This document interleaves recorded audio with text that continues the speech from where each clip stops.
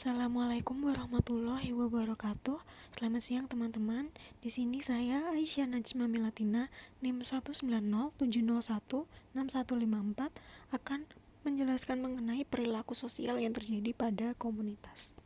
Oke, sebelumnya perlu kita untuk pahami terlebih dahulu pengertian dari perilaku sosial dan juga perilaku sosial.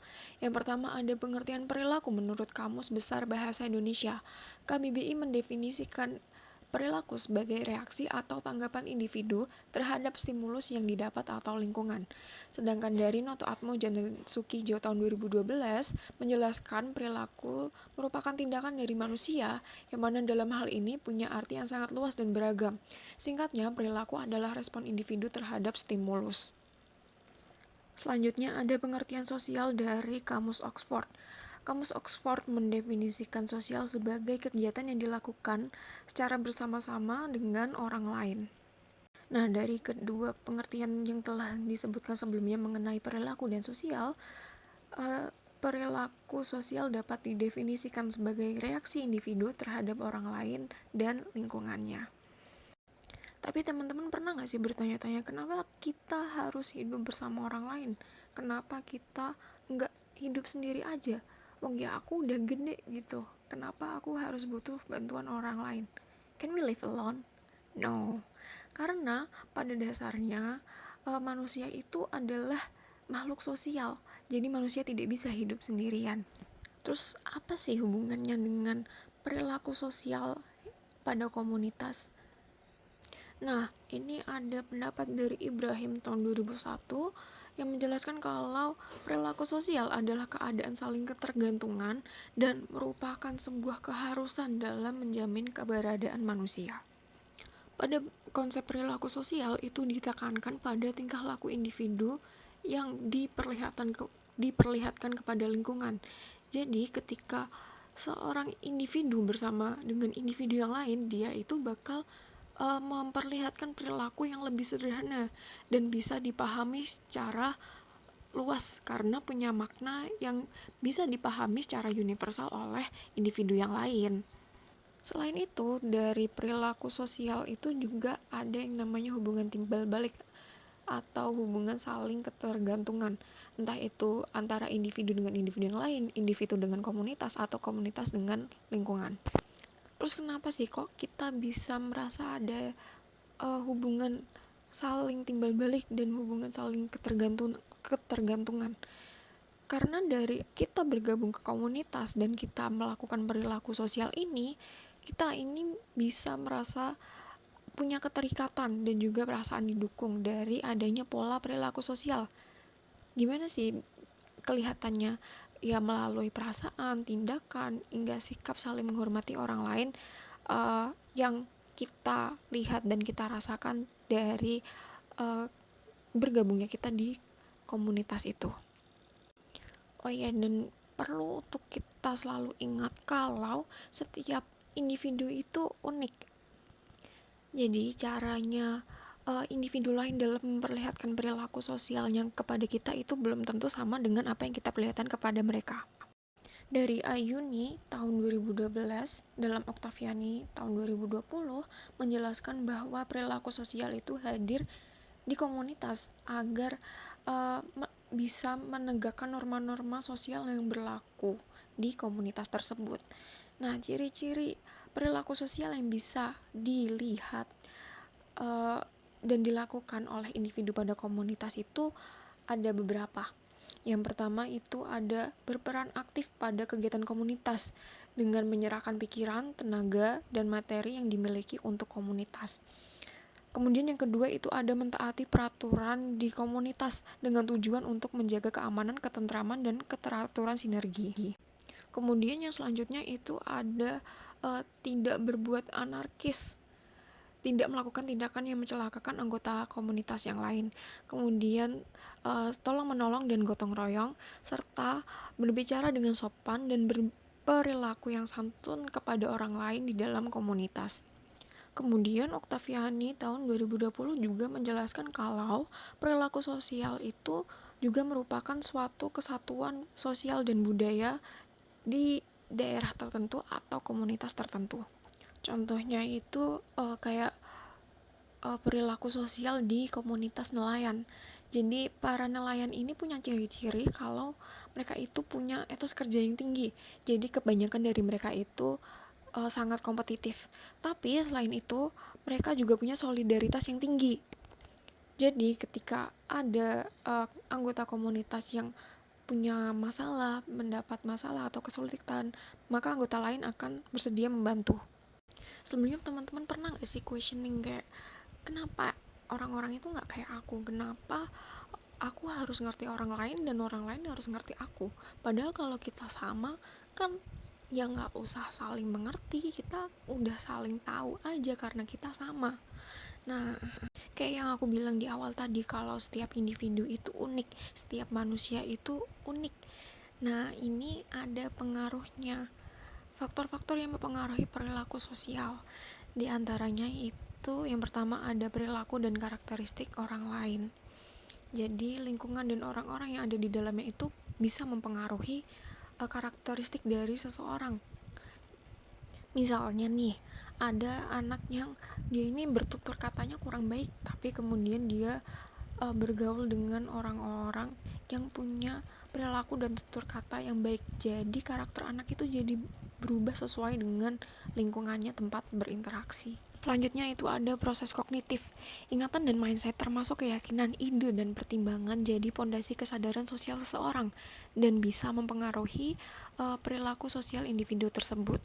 Contohnya ada nih seorang anak yang bisa menyelesaikan ujian matematika dengan baik dan dia dapat pujian dari gurunya dan juga teman-temannya. Dia jadi bisa membangun sikap positif terhadap pelajaran matematika, dan perilaku sosial yang bisa dia tunjukkan itu dia mendukung dan juga membantu teman-temannya buat memahami dan menyelesaikan sebuah persoalan matematika. Selanjutnya ini ada faktor lingkungan, utamanya itu lingkungan tempat tinggal. Contohnya kayak orang-orang yang tinggal di pantai atau pegunungan, mereka lebih sering untuk berbicara lebih keras karena itu adalah hal yang normal bagi orang-orang yang tinggal di daerah tersebut. Dan perilaku sosial yang nampak, jadi mereka kelihatan keras, kelihatan galak dan kayak suka marah-marah gitu ya. Kemudian yang terakhir itu ada tatar budaya sebagai tempat perilaku dan pemikiran sosial itu terjadi. Individu dengan etnis suku yang memiliki budaya tertentu akan dianggap menunjukkan perilaku sosial yang berbeda, sehingga dianggap aneh ketika menunjukkannya pada komunitas etnis lain. Selanjutnya ada klasifikasi bentuk perilaku sosial menurut Max Weber dalam Narwoko tahun 2011. Yang pertama itu ada rasionalitas instrumenter. Jadi perilaku sosial ini dilakukan individu atas pertimbangan dan secara sadar yang berhubungan dengan alasan dilakukannya perilaku tersebut dengan alat-alat yang digunakan untuk membantu mencapai tujuan perilaku sosial tersebut. Biasanya ini dilakukan individu dengan usaha, manfaat, dan tujuan yang ingin dicapai. Contohnya itu ada seorang guru bahasa Inggris yang ingin tahu sejauh mana pemahaman dan kemampuan belajar para siswanya. Jadi guru itu melakukan ujian dengan memberikan soal-soal sebagai alat ukurnya. Lalu yang kedua itu ada rasionalitas nilai. Perilaku sosial ini dilakukan individu atas pertimbangan dan secara sadar dengan tujuan yang sudah terlihat dan nilai-nilai individu yang sifatnya absolut. Contohnya itu ketika seorang anak sekolah yang berada di angkutan umum, dia ngasih tempat duduknya itu kepada orang yang lebih tua karena dia yakin kalau anak muda itu harus menghormati orang tua, dan salah satu caranya adalah dengan memberikan tempat duduknya itu. Selanjutnya ada tindakan tradisional. Perilaku sosial ini dilakukan individu karena kebiasaan turun-temurun dari nenek moyangnya. Dilakukan tanpa perencanaan karena sudah mengikuti template, tradisi, dan kebiasaan yang telah berlangsung secara turun-temurun. Individu bahkan belum tentu tahu makna dan tujuan dari perilaku sosial tersebut. Dia ngelakuin itu karena mengikuti ajaran dan perkataan para tetua. Contohnya itu anak yang tumbuh di suku Jawa, dia belum tentu paham apa maksud dan tujuan diadakannya upacara selapanan, tapi tetap mengikuti tradisi tersebut. Yang terakhir ada tindakan afektif. Perilaku sosial ini dilakukan individu karena adanya dominasi emosi dan tanpa perencanaan yang sadar. Sifatnya spontan, tidak rasional, dan merupakan cerminan emosional dari individu. Contohnya, orang yang menangis ketika berada di pemakaman, atau dua individu yang sedang jatuh cinta, kayak gitu. Selanjutnya ini ada contoh perilaku sosial dalam komunitas. Jadi ini ada komunitas yang namanya itu Fakta Bahasa Bogor. Mereka ini komunitas yang terbentuk karena punya kesamaan minat dan ketertarikan dalam bidang pengembangan bahasa dan budaya. Secara resmi mereka ini punya 7 klub secara keseluruhan, yaitu klub bahasa Spanyol, Jerman, Prancis, Jepang, Inggris, Arab, dan Rusia. Komunitas ini punya acara rutin yang namanya clubbing. Clubbing ini dilakukan oleh para anggota dengan agendanya itu sharing antar tutor dengan anggota atau anggota dengan anggota mengenai ketertarikan dan kesamaan minat mereka pada bidang bahasa dan budaya. Dari kegiatan clubbing ini, kita bisa lihat bentuk perilaku sosial yang terjadi pada komunitas itu. Yang pertama ada rasionalitas instrumental dengan adanya evaluasi anggota oleh tutor. Yang kedua itu ada rasionalitas nilai dengan anggota yang menghormati tutor, serta tindakan afektif, yakni kenyamanan dari anggota dan para tutor antar satu sama lain pada komunitas tersebut. Padahal mereka bisa aja gabung ke komunitas lain nih, tapi mereka milih buat tetap bergabung di komunitas itu karena merasa nyaman antar satu sama lain.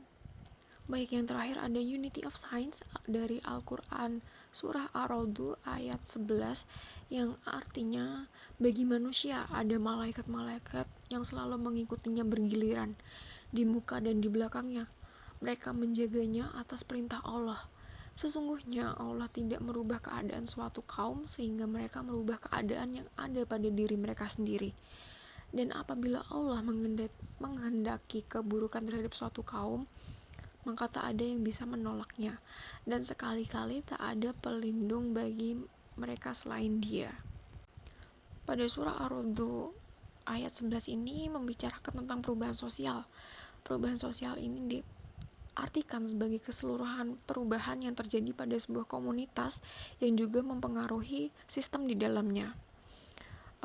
Komunitas itu kan wadah yang diberikan kepada individu yang punya banyak kemiripan. Keterlibatan antar individu ini membantu perubahan sosial yang terjadi dan tidak bisa dilakukan oleh satu orang saja, karena tadi hakikatnya perilaku sosial itu kan hubungan saling ketergantungan antar satu sama lain. Sekian pemaparan materi dari saya. Apabila ada kesalahan, mohon dimaafkan. Semoga kita bisa bersama-sama memetik manfaat dari materi hari ini. Wabillahi taufiq wal hidayah. Wassalamualaikum warahmatullahi wabarakatuh. Terima kasih.